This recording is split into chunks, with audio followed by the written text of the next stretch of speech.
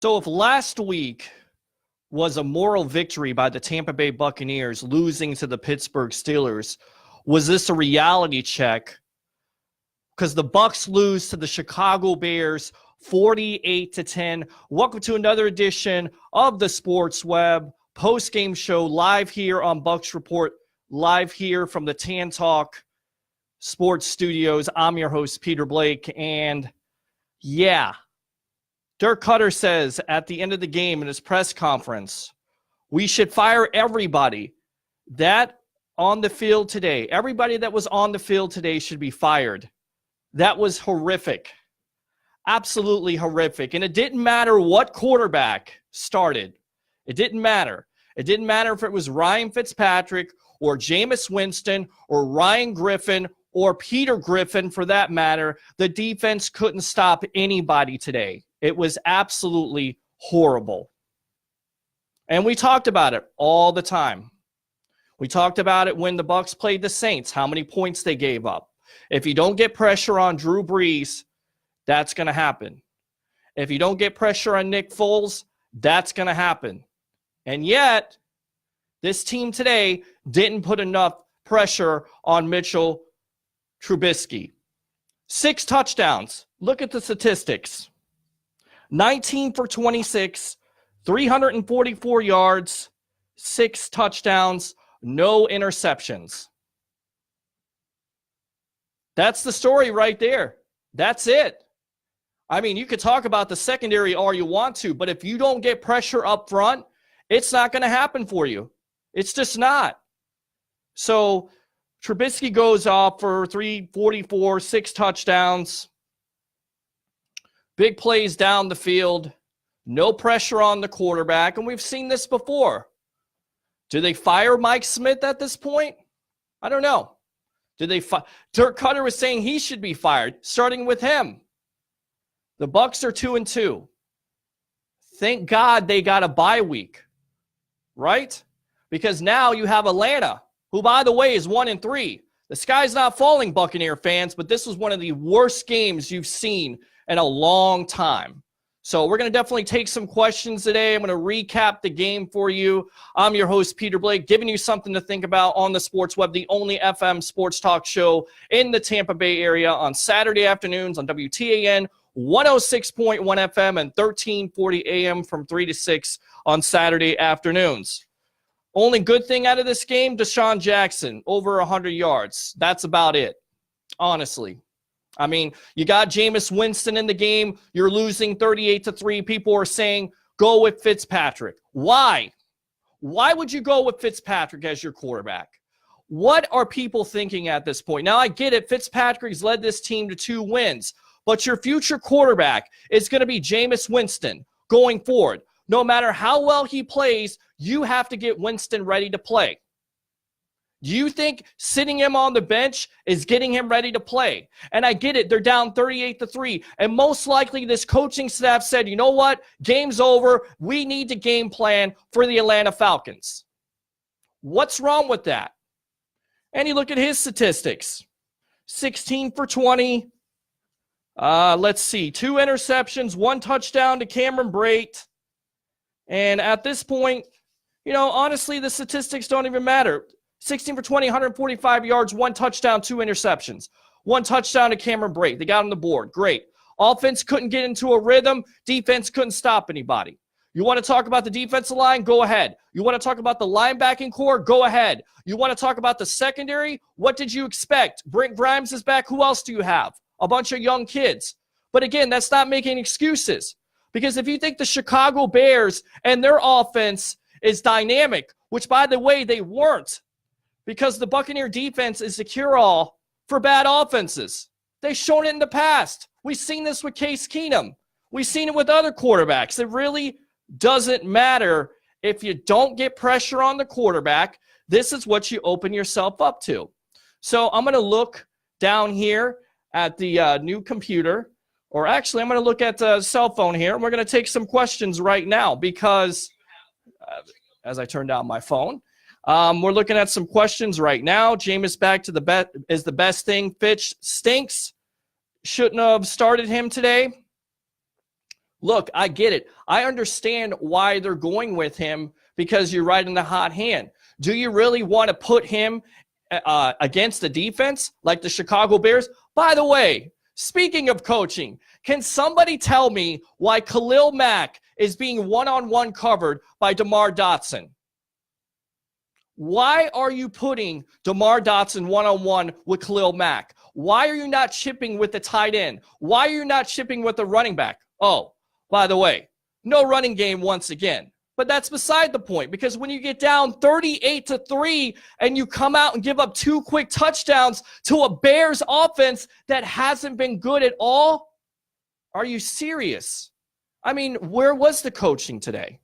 Really, where was it? So is the best thing Jameis to have back? Yeah, it's the best thing to have him back because he's your quarterback. He's your quarterback. You don't draft a guy first round if you don't think he's your quarterback. And I know, I get it. He got suspended and Fitzpatrick played well, but there's a reason why Fitzpatrick is in this league and has been on several teams. He's a backup quarterback.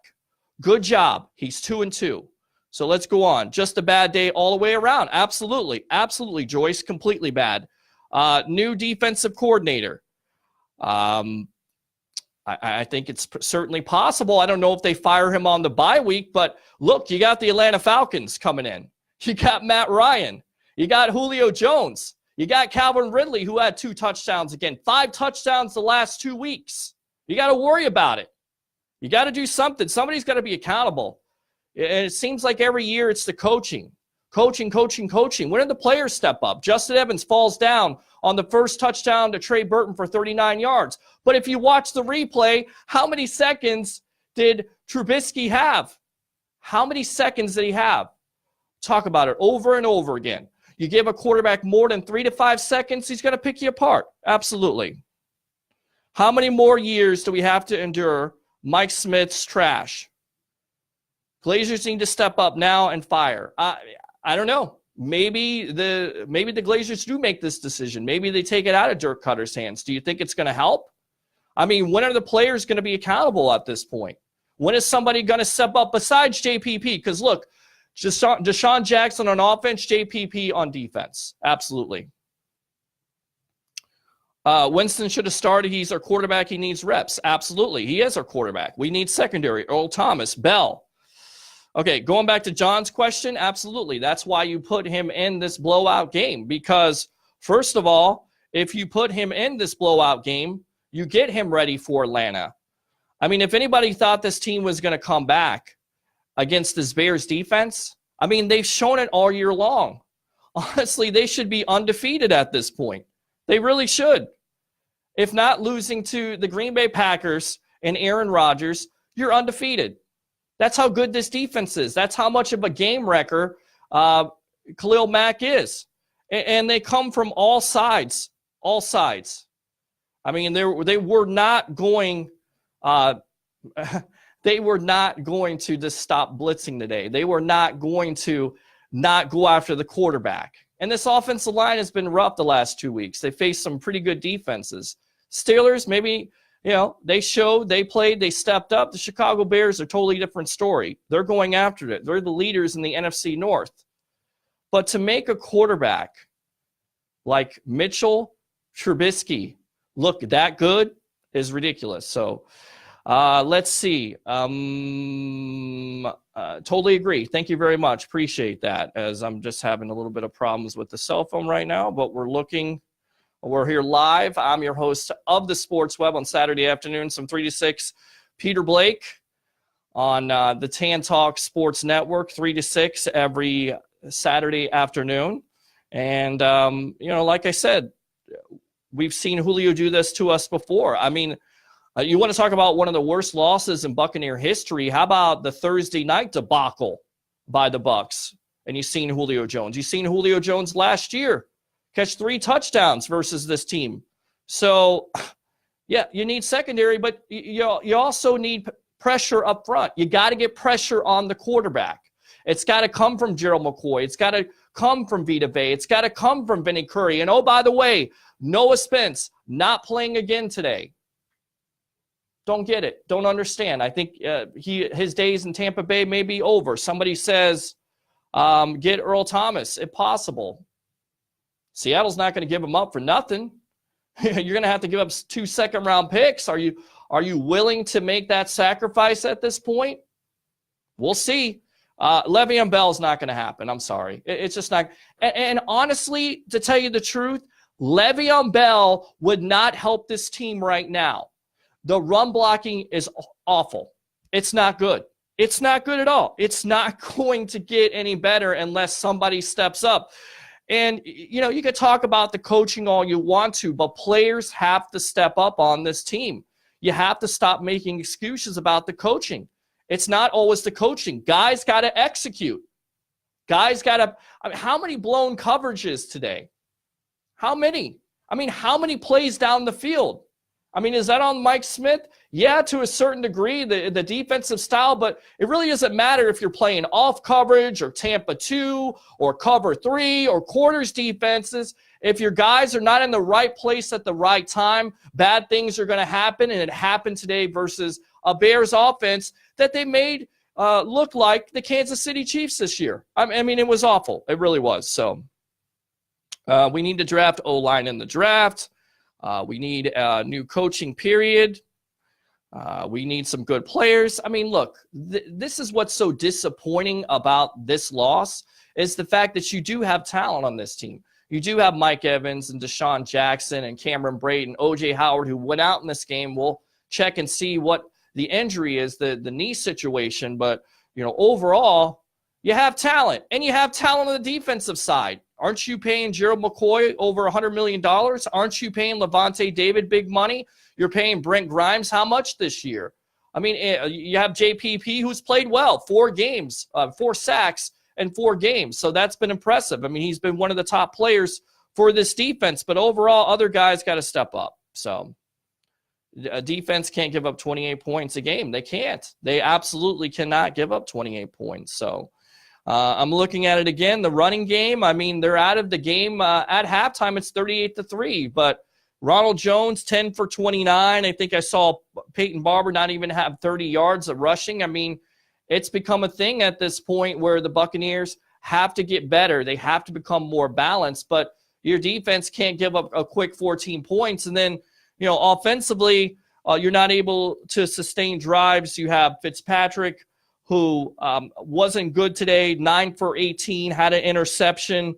Is it all his fault? No. Is it Jameis Winston's fault? No, absolutely. We sat here and talked about it before over and over and over again. Your defense has to be accountable. You go on the road, you have to get pressure on the quarterback. You have to tackle. When you're going with the run-pass option, you have to play your lanes. You can't let a quarterback get outside of containment. That happened today on the first drive. It seems like it's a problem for this defense to deal with run-pass option. I don't know. I don't know what else you want. I don't know what else you want to say. Honestly, we're doing the post game here on the Bucs Report. I'm your host, Peter Blake of the Sports Web on WTAN 106.1 FM and 1340 AM on Saturday afternoons from 3 to 6 live here on Bucs Report. So let's see. We've been having defensive problems so far in all 4 games. With the extra week now, we should make some changes now on defense. Yeah, I would think that, look, if these 4 guys aren't getting to the quarterback, which they didn't do much of today, they did a little bit with JPP getting a sack, but overall, pressure-wise, they didn't get there. You have to bring blitzes. But here's the problem with this defense bringing blitzes. You leave one-on-one coverage on the outside. So if you bring one-on-one, if you're bringing an extra guy, somebody has to be accountable in that secondary. And again, you have Brent Grimes, but you have a young kid like a Carlton Davis who's out there still learning this defense. You have an MJ Stewart. You have an injury to Dante Whitehead. You lost Chris Conte. Well, not Dante Whitehead, Jordan Whitehead. So you have Isaiah Johnson. So you're down 3rd in the depth chart. So honestly, did you really think that if you do rush those 4 guys and you don't get to the quarterback, no matter if it's the Bears offense or the Chiefs offense, that you were going to shut them down. It doesn't matter. We've seen it. We've seen it with Case Keenum before on the Rams. Case Keenum is not a great quarterback, yet the Bucs almost every year make him look good. Why? Can't get pressure on the quarterback. So does Mike Smith maybe have to do some other things with blitzing other players, maybe a Noah Spence? Maybe you bring him back instead of a defensive end. Maybe you show them a 3-4 look, but we have not seen that type of looks. And maybe it's time for a change at the defensive coordinator spot. Maybe it's time. I really don't have any answers at this point because I think you're very talented. And I seen something today. The Bucs should have drafted Derwin James over Vita Vea. Okay. I don't understand how you can jump to that conclusion that you draft James over Vea when you haven't seen Vea. It's his first game action. And, it's tough to say who you should draft right away. Let's give Vea a couple years. But right now, doesn't look good. Doesn't look good. A sloppy game overall. The Bucs turned the ball over 3 times, 11 penalties for 99 yards. Again, Jameis Winston throws 2 interceptions. Ryan Fitzpatrick throws 1. But it didn't matter. It led to 3 points. It takes points off the board. But honestly, overall, both sides of the ball could not get into a rhythm at all. It just was a bad game, poorly coached, horrific effort by the defense, and not a mediocre effort by the offense. So Grimes is old and slow. He's coming off an injury, so how that extra week, so hopefully he plays better. But this whole secondary has to look themselves in the mirror. It's the defensive scheme. It may be the defensive scheme. You're absolutely right. When you have people running wide open, there should be some question marks there. And there are players that have played in this defense before. I mean, it's not all new guys. They're players that have played here before. It's just not coming together at all. It was a bad day. So, again, to take the positive out of this, the Bucs are 2-2 going into the bye week. They can get healthy. They can get Winston ready to play the Atlanta Falcons. Would you like to be the Atlanta Falcons right now and 1-3? Because that team is totally talented on offense, but you have injuries to their defense. They weren't able to stop the Bengals today. The Bengals score in the fourth quarter to beat them. So would you rather be in the Falcons' shoes at this point? Probably not. Let's see. Throw all different looks. Mike Smith plans the same way for every team. It's a good point. It's definitely a good point. I mean, again, look, I don't coach defense. I've never coached defense before. I've never coached offense before. But as Buccaneer fans out there watching us live on Bucs Report, I'm your host, Peter Blake of the Sports Web. We are used to a certain type of defense, are we not, guys? The Tampa 2 with Dungy, making it the way he did with Sapp and Brooks. But I hate to tell you guys, Sapp, Brooks, Barber, Lynch are not coming through the door. Even Simeon Rice is not coming through the door. They got to get a new identity, but they got to start playing. I mean, I think my co-host mentioned it on the Sports Web. He just wants this defense to be average at this point. And this defense isn't even average. They were terrible today. Horrific is a great word, Dirk Cutter. So, was a bad draft decision. Joey, I don't know. I think it's tough to sit here and say after, 4 games where Vea is played in his first game that it's a bad decision. Let's see his overall body of work. If he can come out and be productive and be the game record that the Buccaneers think he will be, he takes that pressure off of Gerald McCoy where it opens up not only McCoy but Vinny Curry and JPP, then I think you got a great pick. But if he doesn't, then you're definitely going to have to – you can definitely have that conversation, but I think it's too early at this point. So let's see. They had days to figure out their game plan. Yeah, they had days to figure out their game plan, Joyce, but they came out and they looked flat, and it was a horrific effort, and I think Dirk Cutter hit it right on the head. Everybody that played on that field today could have been fired. The effort wasn't there. You know it, and I know it, and they know it. So what are you going to have to do about it? You're going to have to improve it, and you got a couple weeks to do it against the Atlanta Falcons, who need a win and are at home and play well at home. So they're going to be desperate. So another team this year is going to be desperate for a win. Can we reach the playoffs? I think they have the talent to do it, but I think if you have the type of effort you had today, I can't see it. All right, Dave says Mike Smith has to go. Let's see. It would provide a boost to change the coordinator. Don't fire him for today. We're last in the league after the first 2 games. I've seen enough. Fire him. We have the players. Do we? Do we have the players? If we have the players, how come the defensive line isn't doing more to get after the quarterback? If we had the players like a Levante David and a Quan Alexander, why do you have tight ends running in the middle of the field and wide receivers running in the middle of the field? If we have the players, why are there so many open players on this defense? It's not all coaching, it's players too. They got to look themselves in the mirror. They got to know their assignments, and they got to definitely execute. I think I think it's a good point. If Mike Smith does get fired, does Buckner get the job? It's possible. Maybe a Mark Duffner gets the job at this point. Well, look, Anwar, you know what? Coming into this year, it was a big year for this coaching staff. Let's make no mistake about it, guys. They were 5-11 last year. It was a big year for not only Dirk Cutter, but also Mike Smith. So they have to put together wins. So everybody at this point is going to be evaluated. Every player on this team is going to be evaluated. It's a big year for this coaching staff, and something has to change. And again, it's just not all on coaching. It's on players too. Players have to come out and they have to execute. It may be. It may absolutely be scheme. It may be scheme, but, I mean, do you have the players to play that one-on-one coverage? I mean, look, everybody wants to blitz, but again, if you bring that extra man, then you leave yourself open to one-on-one coverage. Now, I don't know what this defense is good at this point, defensively or offensively, especially defensively. I don't know if they can play one-on-one coverage, but whatever was the game plan today, it didn't work out.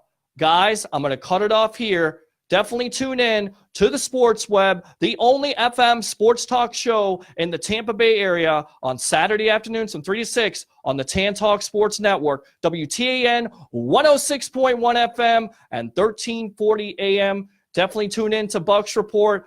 I'm your host, Peter Blake, giving you something to think about. Guys, it could be worse. We could be 1-3 like the Atlanta Falcons, but we're 2-2 going into the bye week. Get ready to hopefully turn this season around. The Tampa Bay Buccaneers fall to the Chicago Bears 48-10. I'm your host, Peter Blake, giving you something to think about. We'll see you later.